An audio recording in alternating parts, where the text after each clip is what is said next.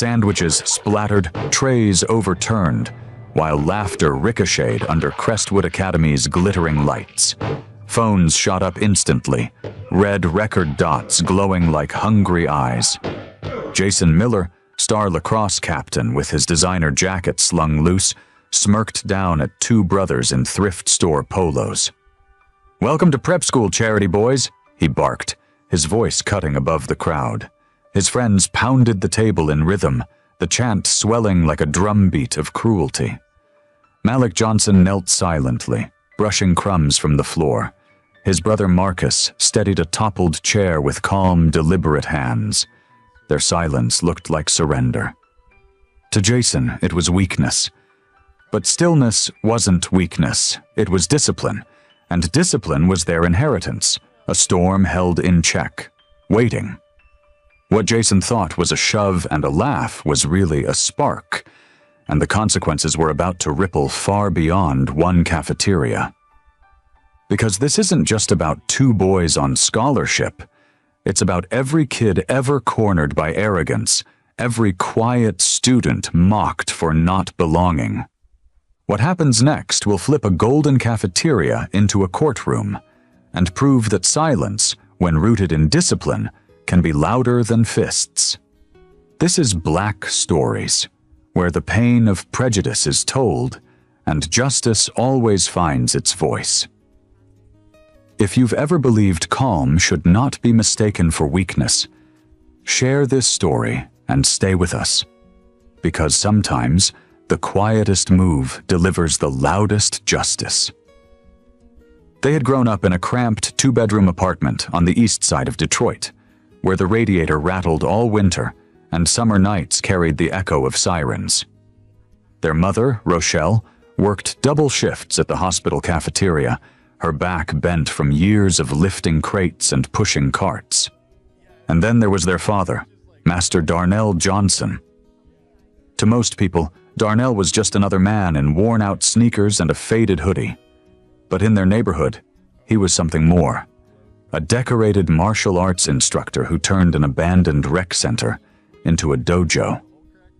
The mats were old, the mirrors cracked, but to the kids he taught for free, it was sacred ground. He had one rule that he repeated until it was etched into their bones. Never throw the first punch, never show off. Protect the weak. Discipline is the real power. Malik remembered being 9 years old, fists trembling after getting shoved by an older boy at school. He wanted to swing back, but Darnell had crouched down, placed a calm hand on his shoulder and said, "If you fight to prove you're strong, you've already lost. Real strength is in knowing you don't need to." Marcus remembered nights in the dojo when their father would spar with both twins at once. They never won. Not once. But each time, when they collapsed in laughter and exhaustion, he made them bow to one another. Respect first, always. And then there were the neighbors, kids who came in scared and left walking taller. One boy, Jamal, used to hide behind his mom's legs because bullies tormented him. After a year under Darnell's guidance, Jamal walked home with his head high, no longer afraid. The twins saw firsthand. Martial arts wasn't about breaking boards. It was about building people. When cancer took Darnell 3 years earlier, it broke them in ways they didn't have words for. At his funeral, in the gray chill of a Detroit winter, they knelt by his casket. Malik's voice cracked as he whispered, "We'll never forget, Dad." Marcus added, "We'll carry it." That promise became their anchor. So while the world saw two quiet boys in thrift store clothes, Malik and Marcus carried a legacy in every step, every breath, every restrained movement. In the halls of their new prep school, they weren't just the poor kids on scholarship. They were their father's sons. And though no one else knew it yet, they carried a storm they prayed they'd never have to unleash. Crestwood Academy was nothing like home. On the east side of Detroit, the halls were cracked linoleum, lockers that squeaked, teachers who stretched themselves thin over too many students. At Crestwood, The floors gleamed like glass, polished daily until they reflected the faces of kids who walked them like a runway. Here, privilege didn't whisper. It screamed. Gucci sneakers squeaked down hallways. Rolex watches gleamed under the lights. Students were dropped off by chauffeurs in Teslas and Mercedes. Malik and Marcus arrived each morning in second-hand jeans and plain hoodies, carrying the same battered backpacks they'd used since middle school. The zippers stuck. The fabric was worn thin. But they didn't complain. They were there to learn, to honor the scholarship their mother worked double shifts to keep. But Crestwood wasn't built to welcome them. Teachers glanced past their raised hands in class, calling instead on louder students in designer sweaters. Administrators praised diversity in brochures, but behind closed doors the whispers spread like wildfire. They're charity cases. They're not like us. In the cafeteria, the divide was sharpest. Students swiped cards loaded by parents with unlimited funds. Malik and Marcus unwrapped peanut butter sandwiches packed by their mother at dawn. They ate quietly at the corner table, side by side, invisible until someone decided they shouldn't be. The bullies wasted no time. It started with trips in the hallway. A foot stretched out just as Marcus walked by, sending his books skidding across the tile. Laughter followed him as he bent to pick them up. Malik helped him every time, jaw tight but eyes steady, just like their father had taught. Don't rise to taunts. Don't waste energy on proving yourself. Then came the mockery of their lunches. "What's that smell?" one boy sneered, nose wrinkling at the sight of peanut butter and jelly. His friends cackled as they waved their trays piled with pizza and fries. Guess charity only buys bread. Rumors came next, that they'd grown up dodging gangs, that they didn't really earn their scholarship, that it was handed to them out of pity. Each lie gained traction, whispered from table to table, building a caricature of two boys who hadn't even spoken enough to defend themselves. But bullies always want escalation. And now, in the cafeteria, the final stage was set. A Friday afternoon, noise swelling like a stadium. Phones out, screens already recording. The twins had barely sat down before a shadow fell over their table. Jason Miller, the ringleader with blonde hair slicked back and a smirk that never left his face, leaned in. His family's name was etched into the school gymnasium. Entitlement was his inheritance. Behind him stood his crew, boys dressed in designer labels from head to toe, sneakers that cost more than the twins' rent. Their eyes sparkled with the cruel anticipation of a show. Jason's hand shot out, one quick motion, and the twins' trays crashed to the floor, sandwiches splattering, milk cartons bursting. The cafeteria erupted in gasps and nervous laughter. Phones tilted higher, recording from every angle. Malik froze. Marcus's chair toppled backward as he stumbled. Jason grinned. "What's the matter? Can't even keep your food standing?" The chant began in the back. Cruel. Rhythmic. Charity boys. Charity boys. The crowd was primed for cruelty, and in that moment, silence became heavier than sound.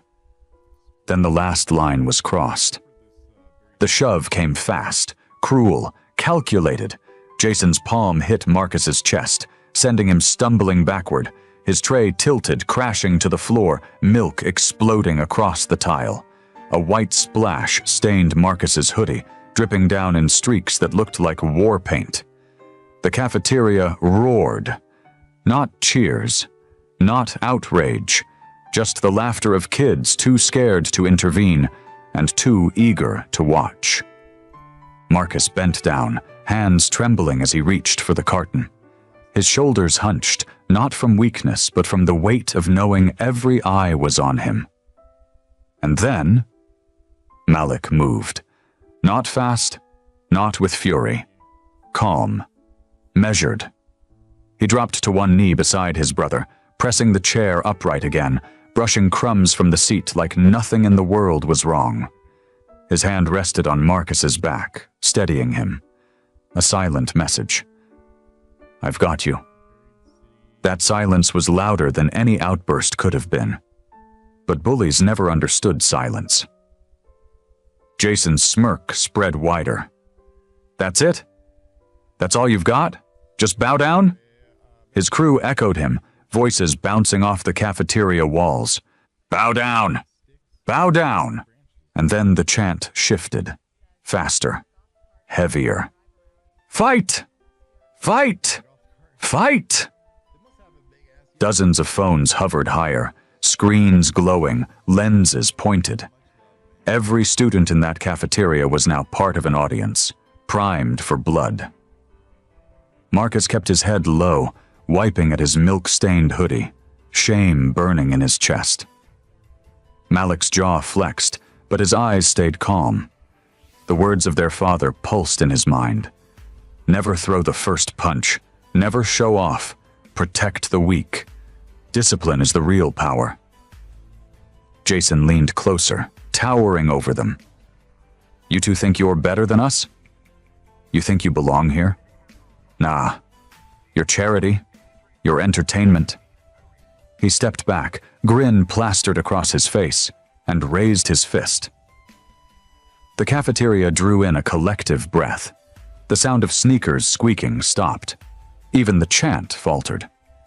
Every eye locked on Jason's clenched hand, pulled back, ready to swing. For Jason, this wasn't just about a punch. It was about domination, about proving that the quiet twins weren't just outsiders, they were prey. He cocked his fist, taunting. "Come on, tough guy, show me you've got something." Marcus's eyes darted to Malik, fear flickering. Malik didn't move, didn't flinch. His stillness was unnerving, a storm waiting behind glass. Jason laughed. He mistook that silence for surrender, and then he lunged. The crowd erupted, screams and gasps colliding, the word fight echoing louder than before. In that suspended moment, milk dripping from Marcus's hoodie, laughter cutting like knives, and a fist arcing toward Malik's face. Time slowed. Phones zoomed in. The first frame of a viral video was about to be written. And nobody in that room, not Jason, not the crowd, not even Marcus, was ready for what Malik Johnson was about to do next. Jason's fist cut through the air, a blur aimed at Malik's face. But Malik wasn't there. With one fluid shift, he stepped sideways. No wasted motion, no panic. Just a quiet, precise sidestep like water flowing around a rock. Jason's fist met empty space. His body pitched forward, momentum betraying him. And then, it happened. Malik's hand snapped up, guiding Jason's wrist with the gentleness of a parent steadying a child. One pull, one pivot of the hips. Jason's body flipped. He hit the cafeteria floor with a crash that silenced the room. Gasps ripped through the crowd. The phones shook in hands, suddenly unsteady. Someone whispered, "What was that?" Jason groaned, stunned, staring up at Malik, who hadn't even broken a sweat. Malik didn't gloat. He didn't smirk. He simply stepped back, palms open, calm as if nothing had happened. But the bullies weren't finished. Connor, a linebacker built like a wall, charged forward. He swung his leg in a sloppy kick meant to crush Marcus. Except Marcus wasn't there. He caught the leg mid-air, twisted, and in one smooth motion redirected the force. Connor's body lifted off the ground, flipped like a rag doll, and landed flat on his back with a thud that rattled trays. The cafeteria exploded in screams. Phones rose higher. Fingers tapped frantically, live streams surging online. Hashtags were already being born before Connor even hit the ground. Marcus knelt beside him, pinning the bigger boy with just enough pressure to hold him. No punches, no wild swings. His eyes were steady, his voice calm. "Don't get up," Marcus said softly. The words weren't loud, but the cafeteria heard them like a gunshot. Jason scrambled up, face red, humiliated. He lunged again, only to freeze. Malik stood tall, centered, eyes locked on him. His posture wasn't aggressive. It was worse. It was controlled. A predator who didn't need to prove he could bite. The crowd murmured, shock spreading like wildfire. "They're trained." "No way. Did you see that flip?" "They're not fighting. They're controlling." Jason's hands trembled. His arrogance cracked under the weight of realization. He'd started something he couldn't finish. Malik bent down, picked up the chair Jason had knocked over earlier, and calmly set it back upright. He gestured toward it. "Sit down," Malik said. The silence that followed was unbearable. Jason, the cafeteria's self-appointed king, stared into Malik's eyes and saw something terrifying. Not anger, not vengeance, just discipline, the kind of strength you couldn't break. He didn't sit. Not yet. Pride wouldn't let him. But the crowd saw the hesitation. They saw the shift. And in that moment, the Johnson twins weren't victims anymore. They were legends being written in real time. The cafeteria noise faded, screams and gasps melting into silence, as Malik's calm face seemed to blur, replaced in memory by another. A gravel lot. Evening shadows. The smell of sweat and asphalt. Master Darnell Johnson stood barefoot on the cracked pavement, his GI loose, his voice low but commanding. The twins, just 12 then, stood trembling, skinny arms raised, struggling to hold their stances. "Balance," their father said, pacing in front of them. "That's the first lesson. Anyone can throw a punch. Few can stand firm when the world pushes back." Marcus wobbled, his legs burned. "Dad, it hurts." Darnell crouched down, eyes softening. "Pain is part of it, son. But pain is not punishment. It's preparation. Every second you hold this stance, you're building roots. Roots that no bully, no crowd, no world can rip out." Malik bit his lip, sweat dripping. "But what if someone swings at us?" Darnell's face hardened again. He straightened, moving with fluid grace. "Then you move." Not out of fear, out of control. In one demonstration, he sidestepped Marcus's clumsy punch, guiding his son's wrist with the same gentle redirection Malik had just used on Jason. Marcus's body tumbled safely onto the mat. Darnell didn't smile. He simply offered a hand. "You see? Control is power. Anyone can destroy. Few can protect." The boys nodded, breathing hard. But Darnell wasn't finished. He motioned for them to sit. His voice dropped to a whisper. "Listen to me. Never start a fight. Never show off. You hear me?" "Yes, sir," the boys chorused. "You don't fight for pride. You don't fight for applause. You fight for one reason only, to protect the weak." His eyes burned into theirs. "That's your oath. One day I won't be here to remind you. But when that day comes, remember, discipline is the real power." The memory twisted then, shifting. His hospital room, the beep of machines. Darnell's hand, once strong, now thin and trembling, gripped theirs. "Promise me," he whispered, voice cracking. "We promise," Malik and Marcus said together, their tears soaking the bedsheet. "Never throw the first punch," Darnell wheezed. "Never show off. Protect the weak. Discipline is the real power," they finished for him, voices breaking. His final smile was faint, but proud. And then, silence. Back in the cafeteria, Malik stood over Jason, calm and unshaken. Marcus held Connor, pinned with steady control. Their father's teaching wasn't just alive, it was unfolding. The cafeteria was no longer a place for lunch. It was a courtroom, a coliseum. A stage. Malik released Jason's arm with deliberate calm, stepping back as if nothing had happened. Marcus helped Connor to his feet, not roughly, but with quiet precision, his grip steady, controlled. The bullies stumbled back, faces red, chests heaving, but the laughter in the room was gone. In its place, a heavy silence, broken only by the relentless chorus of phones still recording. Then came the shrill voice. "Enough!" Mrs. Whitmore, the vice principal, stormed into the cafeteria. Her heels clacked like gavel strikes against the tile floor, her eyes locked on the twins, not the bullies sprawled behind them, not the mess of food and overturned trays, but Malik and Marcus, standing tall in the center of it all.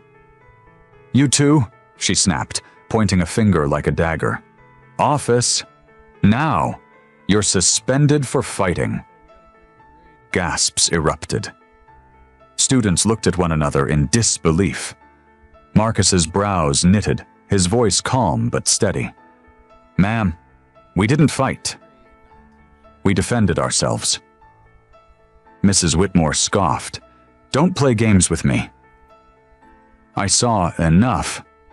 "No, you didn't!" A girl's voice rang out from the crowd.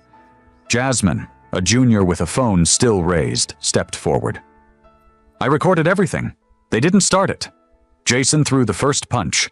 Connor kicked first." Other voices joined. "She's right. Check the videos. They weren't fighting. They were protecting themselves." Mrs. Whitmore's face flushed crimson. "Silence, all of you." But the tide had shifted. Phones flashed, angled at her now, documenting every word. A chant began at the back, low at first, then swelling. "Play it back! Play it back!" Malik raised his hand, quieting the noise. His voice was calm, almost soft, but it carried through the chaos. "We promised our father we'd never throw the first punch. We didn't today. We only stood when we had to." That line struck like lightning. Students erupted. Cheers, claps, even tears from a few who knew what it meant to be cornered, mocked, underestimated. Mrs. Whitmore faltered, her authority unraveling under the weight of proof and public pressure. This isn't the place to discuss promises and oaths. Rules are rules, but Jasmine was already casting the video onto the cafeteria's smartboard. The screen lit up with the replay. Jason's shove, Connor's kick, Malik and Marcus's effortless, controlled responses. The truth filled the room larger than any rule. Jason's own laughter echoed from the speakers, followed by his fist swinging, and Malik's sidestep that left him flat on the floor. The crowd gasped again, even though they'd just witnessed it live. Watching it back, frame by frame, made it undeniable. Mrs. Whitmore tried again. "Regardless, violence is unacceptable." "No!" shouted a boy from the back. "What's unacceptable is punishing the wrong people." Applause thundered. A teacher near the door looked away, unwilling to meet the twins' eyes. For the first time since arriving at the prep school, Malik and Marcus weren't invisible. They weren't targets. They weren't charity cases. They were center stage, and the crowd had chosen a side. Jason tried to recover, puffing his chest. "This isn't over," he growled, pointing at the twins. But Malik didn't flinch. He didn't even answer. His silence was louder than Jason's threats. Mrs. Whitmore, her authority dissolving, finally muttered, "We'll review the footage." But her words were drowned out by chants rising from every corner of the cafeteria. "Justice! Justice! Justice!" In that moment, it wasn't just Malik and Marcus on trial. It was the system itself. The bias, the assumptions, the cruelty hidden under the sheen of privilege. And for the first time, the system was losing. By the time the final bell rang, the cafeteria felt different. Students whispered in hallways, replaying the video on their phones like it was a highlight reel. Jason and Connor walked out red-faced, trailed by stares that burned hotter than any shove they had ever delivered. But the real storm didn't break until nightfall. The clip hit Instagram first. A shaky 43-second video captioned, "Charity kids just schooled the bullies respect." Within an hour, it was on TikTok, cut into slow-motion edits with dramatic music. Twitter picked it up next. By midnight, millions had seen it. Headlines flashed across feeds, "Bullies exposed at prep school." "Discipline beats arrogance." "Silence isn't weakness. Watch these twins flip the script." Comment sections overflowed. "Bro, look at the control. That's not just fighting. That's art." "Notice how they didn't even throw the first punch? That's discipline." "These bullies folded in front of the whole school, haha." And then, a different kind of comment began to appear. One that changed everything. "I know those moves. That's Master Darnell's sons." The words came from a username tagged with a grainy old photo. An inner-city gym in Detroit. Kids lined up on mats with white belts tied around their waists. The replies flooded in. "Wait, Master Darnell? The guy who taught free classes on the east side?" "No way. I trained under him back in the day. Best teacher I ever had. Man saved my life. Taught me to defend myself when the streets wouldn't." Suddenly, it wasn't just about a cafeteria fight. It was about legacy. Local news anchors picked up the story. The 6 o'clock segment showed the cafeteria footage side by side, with archive photos of Master Darnell Johnson in his GI, bowing with rows of children behind him.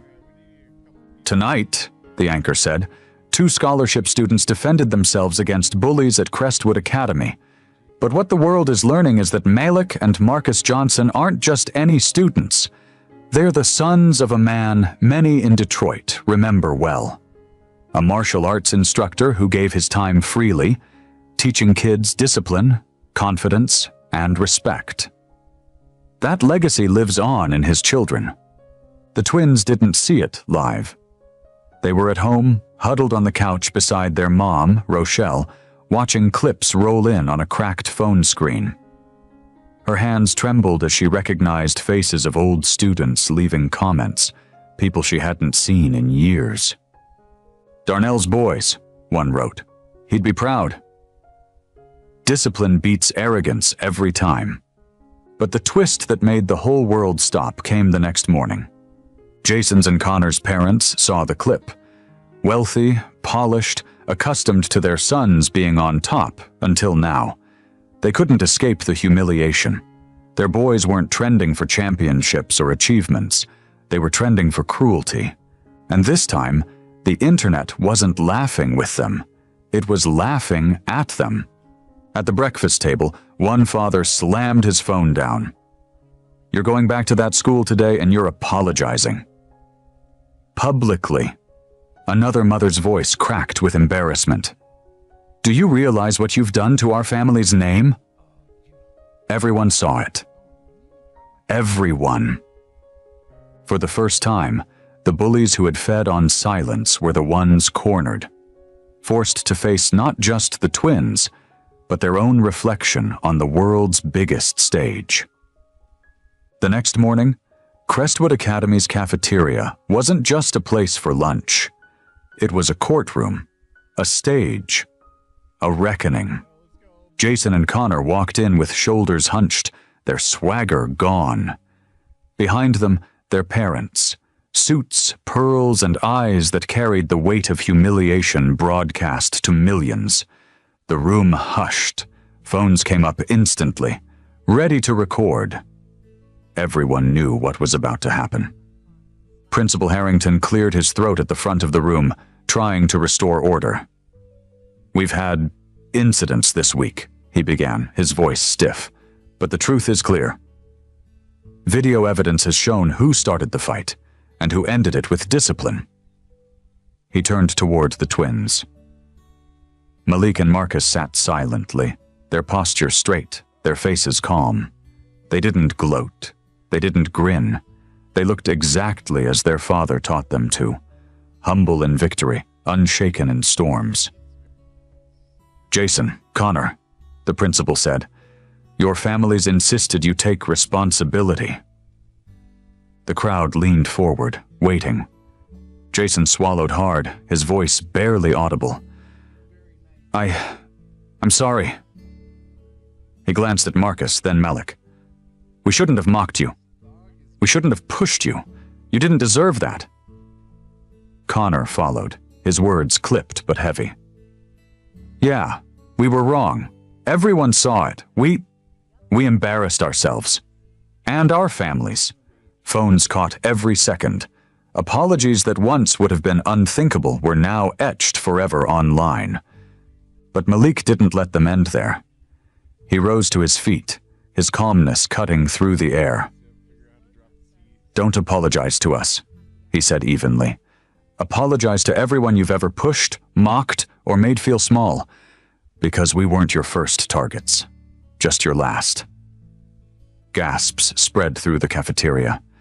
Jason's face flushed. Connor shifted uncomfortably, but they nodded, facing the crowd. We're sorry, Jason said louder this time. To everyone. And just like that, the hierarchy flipped. The bullies who once fed on silence were dismantled, not by fists, but by accountability. The administration, desperate to flip the narrative, moved quickly. Within days, Crestwood announced a new initiative, the Discipline and Self-Defense Club. And who better to lead it than the Johnson twins? Flyers went up. Students who had once laughed now lined up, eager to learn. Some were kids who had been bullied themselves. Others just wanted to understand how two quiet boys had dismantled arrogance with a single move. Malik and Marcus didn't strut. They bowed. Every time, just as their father taught. Never throw the first punch, Marcus repeated at their first session. Never fight for ego, Malik added. And always protect the weak, they finished together. By the second week, even some of Jason and Connor's old friends joined the club. Not for clout, for change.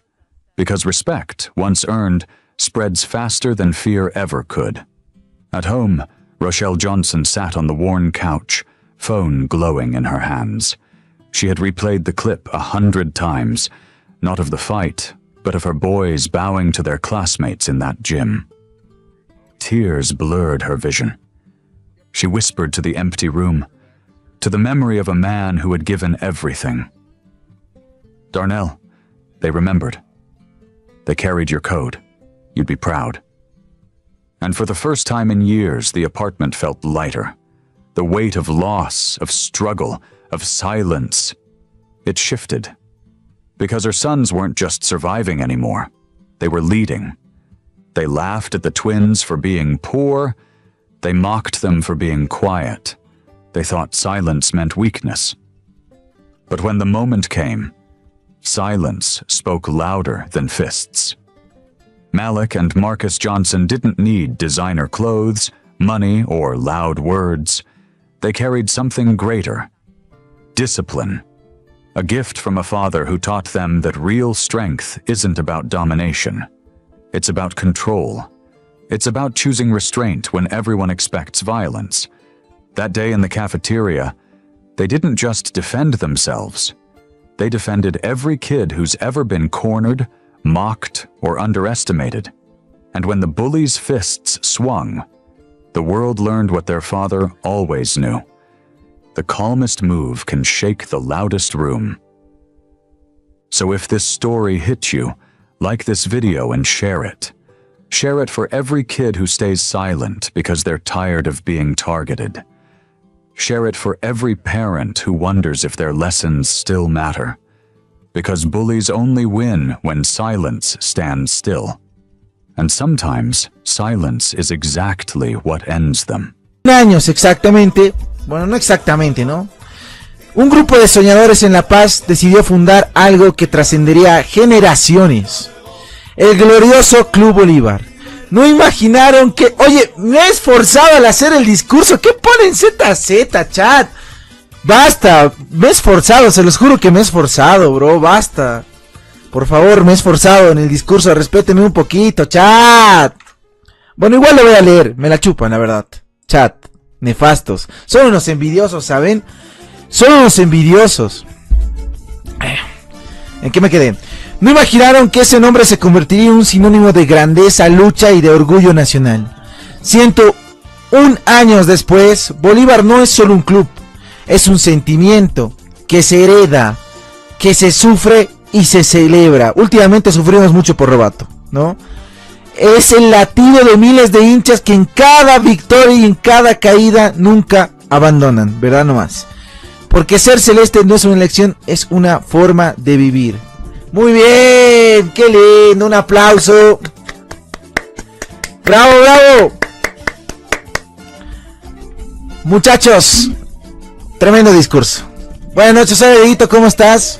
Por lo menos ponte tu chompita, pues, un busito para leer el discurso. A ver, cállate, Gabo, ¿vos quieres ser baneado? Este discurso lo he hecho en mi cama, pensando en lo que es ser bolivarista, la verdad. Un aplauso, por favor, y con ayuda también del gran ChatGPT. Un aplauso para ChatGPT. Ah, ¿cuál era la finalización? De un ratito, dice. Que estos 101 años sean solo el comienzo de muchas más llenos de alegría. Felicidades, Academia.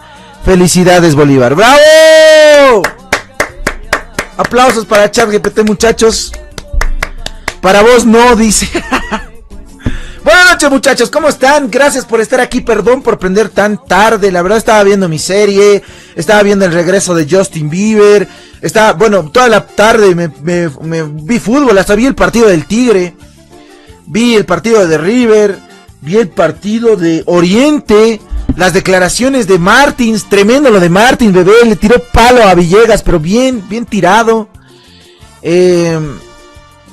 Huevada, en su cama lo hizo todo pajeado pensando en el... No, ¿qué dice este Arielito? Oye, ¿quiénes vamos, no? Mi sobrino de quién redacta mejor. Dile eso a ChatGPT, yo no he redactado. ¿Qué me estás molestando a mí? Felicidades. Qué pasado. Pues la verdad nomás. ¿Qué quieren que les diga? A ver, ¿qué les puedo decir, muchachos? Yo no publiqué nada en mi página, la verdad no hice nada estos días. Han sido momentos difíciles. Bien triste, ¿no? Mentira. Pero no, muchachos, bueno. Quiero felicitar a todos los que son bolivaristas. Y hoy en día más que nunca, ¿no? Que es difícil ser bolivarista. En el sentido de todo el contexto que estamos pasando con el técnico. Pero si lo ven por el otro lado también, hay que sentirnos orgullosos porque hemos llegado a estos 101 años. Creo que como la institución mejor parada, tanto económicamente, futbolísticamente y dirigencialmente diría, pero no, creo que no, ahí nos falta, ¿no? Ese eslabón para poder ser una institución sólida. Y como ayer creo que lo decía Dardo Gómez en su publicación en el Cholet, que Dios mío, ¿de dónde cagan tanta plata, bebés? Más fuegos pirotécnicos que en el aniversario de La Paz, no mames. Tremendo, felicidades a los del Cholet, y a ver si pasan pues algunos moneys. No mentira. Que dijo que el dirigente tiene que estar siempre al lado del hincha, y eso es mucha verdad, y no es por darle palo a Claure, porque él tendrá sus funciones, las cosas que tienen que hacer, pero creo que por esa parte que estoy... Uy, ¿qué? No, todavía no va a arrancar la fiesta, Tucán, tranquilo. Y por esa parte creo que está bien, ¿no? Está bien. Y bueno, se vienen unas futuras elecciones donde el principal candidato es Dardo Gómez a seguir manejando lo que es este club tan bonito que es Bolívar, ¿no? Por detrás, obviamente, yo creo que tiene que haber gente que lo asesore. Espera, ¿mi gatita se echó pipí? No, ya, más bien. Me ha asustado, chicos, la verdad, me ha asustado. Ya saben ustedes, rayada está mi gatito últimamente, ¿no? No, ¿qué dice este Edipox? Y bueno, muchachos, nos espera, creo, un futuro grandioso. Yo lo dije, creo que esta es una oportunidad ya con el Stadium de una vez establecernos como un club de fútbol, pero serio, y fuera de ser autosostenible, que se proyecte a más, ¿me entiendes? No estancarnos en solo ser un club boliviano, sino ya empezar a soñar con, no sé, a ver, por ejemplo, la venta de butacas en el estadio, venta de marketing, merchandising, que se vaya ampliando más las sociedades, ¿me entienden? O sea, yo creo que si un una cabeza maneja bien todo eso, creo que podemos despegar, ¿me entiendes? Y no estar ahí creando leyes de mierda con el gobierno, pidiendo perdón para que nos perdonen los impuestos, ¿no? De los gatos, ¿no? Entonces, creo que, o ser un club que está a punto de desaparecer, como Wilstermann, que desapareció de la liga, pero está a punto de desaparecer, pero absolutamente de todo el fútbol. O ser clubes que le están mangueando el auspicio a la UTB y chupándosela al presidente de la federación por subsistir. Entonces, creo que Bolívar es muy grande y tiene, creo que, trascender. Eso es lo que nos falta, trascender, dar ese pasito para trascender y lograr los objetivos que siempre hemos querido, ya sea una Copa Sudamericana o una Copa Libertadores, ¿no? Y siempre tiene que ir de la mano. Estos últimos años, creo que es la verdad, se han ido alejando a las generaciones bolivaristas, al hincha común, al hincha fanático, a todos los tipos de hinchas se han ido alejando del club por justamente el mal trabajo que se ha ido realizando estos últimos años en Bolívar. ¿Qué decía Valdivia? Creo que dijo que dejó un club autosostenible. O sea, sí, no vamos a decir que no, ¿no? Económicamente creo que se dejó un club autosostenible. A ver, Solís, no pidas Gartic. Ya les he dicho qué cosa de Gartic. Hoy día es aniversario del club. Déjame hablar a ver de mi club, Solís. Igual en el grupo de WhatsApp, no Tucán, jugaremos Gartic, no quiero dibujar huevadas, déjame, no voy a jugar Gartic, ya les he dicho, si quieren dibujar, agarren un cuadernito y empiezan a dibujar sus huevadas, no me vengan a molestar a mí con su Gartic. Saludos Reyisita, ¿cómo estás? ¿Todo bien? Gartic, temática Bolívar, no, métanse su Gartic por el poto, ya les he dicho. Y bueno muchachos, ¿en qué estaba? Es que me enerva muchachos, cada vez Gartic, basta, no quiero jugar Gartic, vayan a jugar Gartic con sus minas. Goclingo, huevadas hablas, ya, espera, ¿qué hables este Ignacio Loza, este Auri? Y bueno muchachos, creo que sí, yo me quedo con eso. Este martes tenemos un partido muy importante en lo económico, para mí muy importante para ver qué está el club de cara a este año, porque creo que es indispensable ganarle a ese equipo. En Copa Libertadores, obviamente por los 3 puntos y más, pero pensando a futuro, creo que es muy importante que se vea buen fútbol, ¿no? Y que la gente ya esté un poquito más tranquila con el funcionamiento del equipo. Ayer contra Bebé, bueno, el día sábado contra Bebé, se jugó un buen partido, no digo que un malo partido, creo que empezaron a aparecer personas, o bueno, jugadores que no estaban apareciendo, como es el Papu Velázquez y muchos más, ¿no? Entonces, interesante. Y bueno, apareció Cauterucho, que en el partido de Libertadores no había aparecido ni de sombra. Parece que Cauterucho solo le mete goles a equipos como ABB. Y preocupa un poquito eso, ¿no? Hoy ganó el Tigre, está puntero con nosotros. Nacional Potosí también está compartiendo la punta con nosotros y muchos más que vienen bien entonándose en lo que es este torneo, ¿no? Que empezó retardísimo y creo que nos va a pesar no solo a nosotros, sino a los demás equipos que están participando en copas internacionales, ya sea Blooming el caso, ¿no? Y otros más. Mete gol equipos chicos como Dorni, pero Dorni ni jugó. ¿Qué dicen, chicos? ¿Qué dicen? La era Robato es la peor de todos los tiempos, bebé. Tomando en cuenta el centenario que es una vez en la vida. Sí, es la peor. La peor. De los últimos 10 años, ¿se podría decir que lo de Robato es lo peor que nos pudo pasar? A ver, piensen. Es que con lo que me dice el técnico de... A ver... Ustedes pónganse a pensar, si tu técnico te dice que el objetivo era solo clasificar a Libertadores y que no estaba obligado a ser campeón, puta, ahí me la bajó mal, amigos, sinceramente, me la bajó mal. Podía aceptarle todas sus huevadas y todo, pero cuando dijo eso, es como que me hizo sentir un club más del montón.